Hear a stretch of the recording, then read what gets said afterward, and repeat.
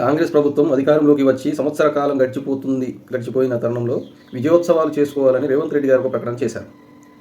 అయ్యా రేవంత్ రెడ్డి గారు, మీకు కొద్దిగా చిత్తశుద్ధి ఉంటే విజయోత్సవాలు ఎందుకు చేసుకోవాలి? రైతులను ఇబ్బంది పెట్టి పెట్టుబడి సాయం ఇవ్వకుండా, చనిపోయినటువంటి రైతులకు రైతు బీమా ఇవ్వకుండా ఇబ్బంది పెట్టినందుకు విజయోత్సవాలు చేసుకోవాలా? రైతు బంధు ఎగ్గొట్టినందుకు విజయోత్సవాలు చేసుకోవాలా? మహిళలకు 500 రూపాయలు ఇవ్వనందుకు విజయోత్సవాలు చేసుకోవాలా?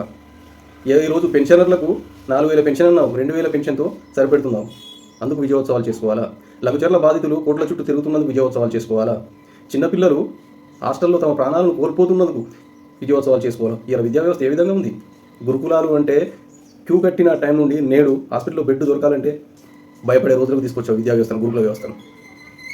హైడ్రా బాధితులు తమ పునరావాసాలు కోల్పోయి అవస్థలు పడుతున్నందుకు విజయోత్సవాలు చేసుకోవాలా? ఈరోజు విజయోత్సవాలు ఎందుకు చేసుకోవాలి? దాని పూర్తి వివరణ ఇవ్వండి. ఒకవైపు తెలంగాణ సమాజం మొత్తం శోక సముద్రంలో ఉంటే నీకు కాంగ్రెస్ పార్టీ, మీ ప్రభుత్వం విజయోత్సవాలు చేసుకోవాలని ప్రకటన చేస్తున్నావు.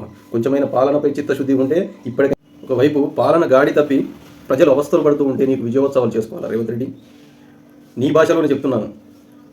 పాలన చేత కానీ ఒక రండా ముఖ్యమంత్రి అధికారంలో ఉంటే రాష్ట్రంలో పాలన ఈ విధంగా ఉంటుంది. ఒక్కసారి విద్యా వ్యవస్థను, ఆరోగ్య వ్యవస్థను రెండింటిని చూడు, గ్రౌండ్లోకి దిగి చూడు, ఎంత హీనంగా, ఎంత దయనీయంగా తయారైందో. వాటిపై దృష్టి పెట్టు, విజయోత్సవాలపై కాదు.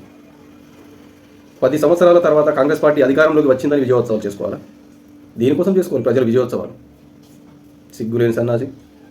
జై తెలంగాణ, జై కేసీఆర్.